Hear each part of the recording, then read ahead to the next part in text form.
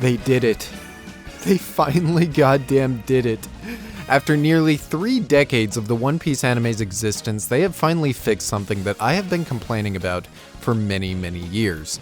The One Piece anime gets a lot of flack for a lot of things. The pacing, the fan service, the delusions of an entire company somehow having a grudge against a single character.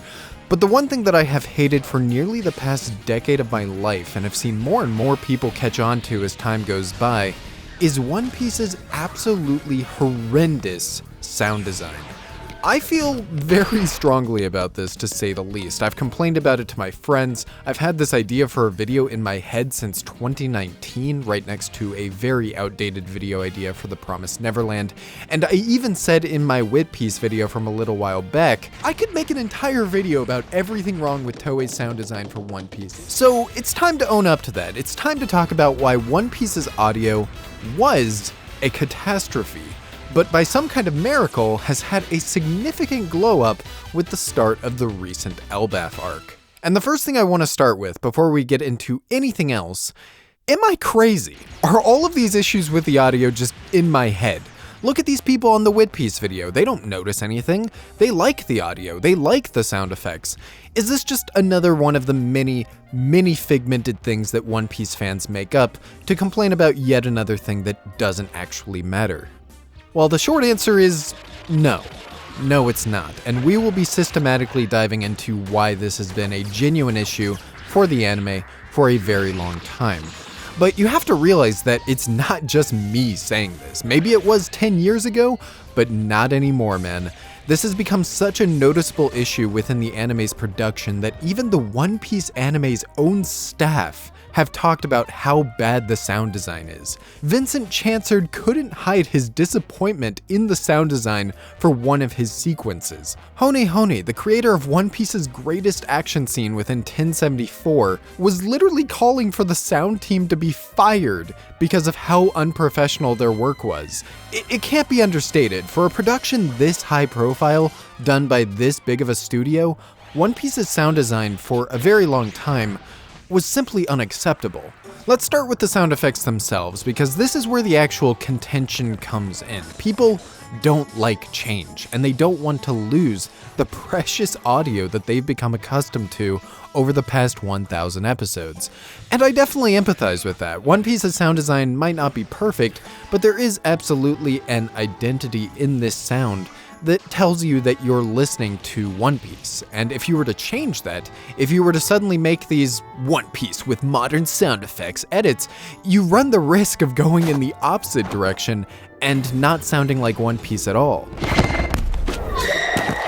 Not everything needs to be this Unreal Engine, UFO table, Demon Slayer realism. There's an inherent whimsy and silliness that should always be a part of One Piece. But the problem is that there is a clear difference between being realistic and being believable. And there's sound effects in One Piece that just don't work anymore, man. Whether it's these reused 40-year-old Dragon Ball sound effects that have always felt out of place within One Piece, or even the sound effects that were made for One Piece but have gradually become less and less fitting within the series as One Piece's animation and aesthetic have changed. It just is always going to be bizarre hearing those same gunshots or those same explosions or those same sword slashes when the animation now looks like this. And that leads me to my actual issue with One Piece's old sound design. It was never really about the sound effects themselves. Like, yeah, get rid of the Dragon Ball ones, replace a few others here and there, but the actual major issue with One Piece's sound design is One Piece's sound design. Look, if you were to go back and watch the One Piece movies, or hell, even the older pre-2010 One Piece episodes, you'll notice more often than not that the sound design is actually decent. It's not amazing, don't get me wrong, but it's definitely better than how it is in Wano or Egghead. All the sounds and the effects and the ambience, they're all the same. There's nothing different about these sounds themselves, but the reason that it feels so much better is because there's simply more care being put into the design. The mixing, the leveling, the variety in what's chosen, it just feels more polished in a way that the recent episodes were absolutely lacking. Now don't get me wrong, there's always been aspects of the sound design that's bothered me in One Piece. If you've just listened to the way the characters walk or run in this series, then you've already heard something that's haunted me for the past 15 years of my life. But I clearly remembered the exact moment in the series where I was watching the episode and I realized, I thought to myself, oh, One Piece's sound design is bad. Wano's legendary first episode, helmed by the GOAT himself, Tatsuya Nagamine, was such a shock to most longtime viewers of the anime that I don't think anyone was even thinking about criticisms at the time. I mean, who would have ever thought that the One Piece TV anime would ever look this good? The art and the comp were honestly comparable to the recent films at the time. And I was basking in that same amazement with everyone else, until we got to the final scene of the episode with Zoro's seppuku. What follows here is an incredibly well-animated sequence done by another GOAT, Takashi Kojima, that was completely let down by its horrible sound design. The visual excitement and tension of watching Zoro cut down all of these guys was completely neutered by the dumbest, most unfitting slash sound effect being repeated over and over again ad nauseum. And from that point on, it became harder and harder not to notice it in a production that was otherwise firing on all cylinders. Wano became an absolute spectacle in animation that was constantly let down by its sound design and by its audio. Even in its most famous and iconic scenes, I could never stop thinking about how much better they would be if the sound was actually done by somebody who gave a shit about what they were working on. Remember who I just mentioned, Hone, the guy who was calling for the sound team to be fired? Well, I don't blame him, because he gave us one of the most inventive and exhilarating action sequences that I've ever seen put to anime. And then the sound team proceeded to make a complete mockery of it. They just thoughtlessly spammed sound effects like they usually do, and also didn't even bother adding sound effects for other visual flourishes within the sequence. It was an absolute joke. There's so many examples of this. Zoro versus King, Luffy versus Kizaru, literally any time Eustace Kid activates his power and you have to hear that horrifying electricity effect. These are the kinds of things that keep me up at night.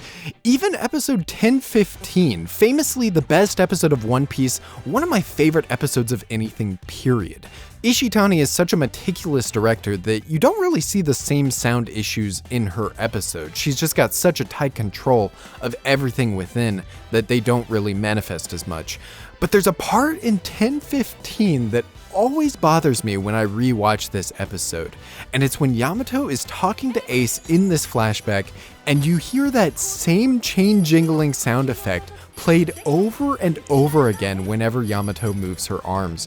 Why, man? Why is it like this? It's actually distracting me from this otherwise incredible scene. And sure, I'm sure nobody else gives a shit about this, but I have PTSD, man. This series has done something to my brain. You couldn't record one alternate take of how those chains sound? You couldn't lower the volume of them even a little bit so they don't distract from the actual voiceover? And that's what really gets me, man. Beyond choosing the sound effects, beyond spamming them over and over, it baffles me that the one thing the sound team can't do is just mix them properly. I can do that in my video editor with a single drag of my mouse. How do you work in this industry for so many decades and you don't think to yourself that maybe Killer's blades don't need to be that loud? This is a very obnoxious sound effect. Maybe we can make it a bit better by lowering the volume. Maybe those blood drops landing on the ground shouldn't be as loud as the characters who are talking in this scene. Just a thought. Even sound effects or voice lines in this series that are competent can still sound amateur if they're not all mixed and equalized within the production properly. And that's ultimately where things would stand if I had made this video years ago like I originally intended. But I put it off for so long that we have reached a miracle. The previous sound designer of the One Piece anime has left. They retired, they went somewhere else, I don't know for certain, but what I do know is that they have been replaced with a new sound designer, Naofumi Jimbo, and a new sound effects guy, Ryuta Nakahara. But even still, I didn't want to get my hopes up. I've gotten my hopes up in the past and was always let down. I remember Fishman Island Remaster, they were promising new sound design, still sounded the exact same. Egghead Part 2, I remember there was talks of new sound design, still sounded the exact same. I wasn't sure what Elbaf would bring, but god damn it, they actually did it. The current One Piece anime has sound design that I can genuinely say is good. I don't have to be generous, I don't have to overlook any glaring issues. The series actually sounds good now. It's not perfect, and we'll get into that, but by and large, the anime has directly addressed everything that we've been talking about this entire video.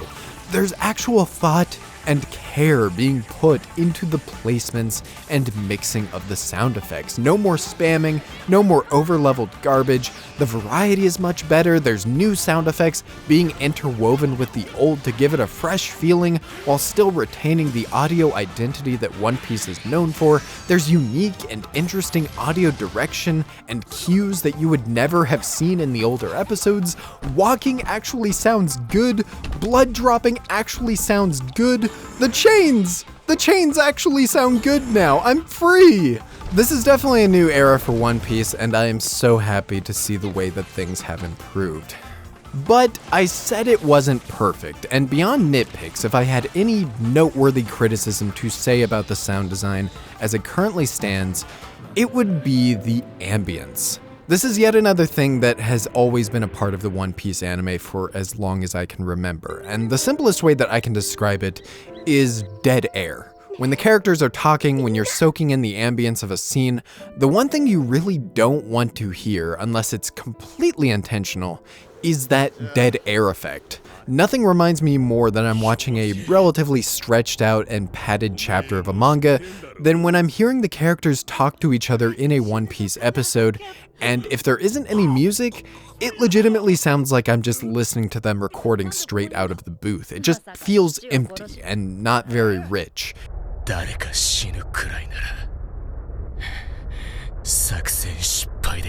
Compare that to a more lavish production where even when nothing is going on in a scene and no music is playing, they can still fill out these environments with so much auditory detail. In the most recent episode, there's more than a few sections where the only bits of ambience that you get in the environment are these very simple landscapes, a windy snowstorm or a quiet sea ship. They're very surface level. I don't feel like I'm actually in these places when I listen to these.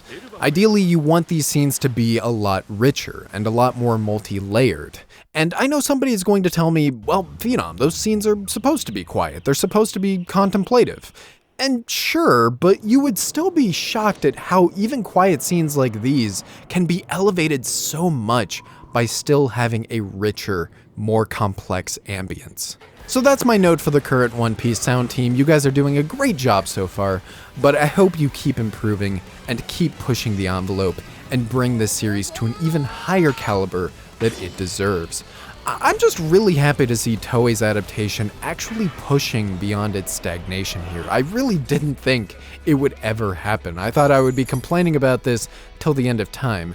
I appreciate them improving. I appreciate them actually trying to do justice to the insane art and animation team that it's assembled.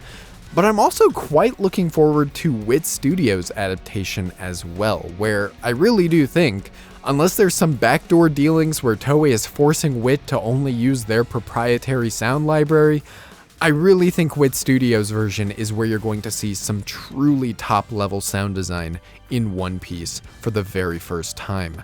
I can't wait for that. I can't wait for more Toei Piece. It's a good time to be a One Piece fan in general, and if you are a fan just like I am, then I highly recommend joining the Discord server in the description below.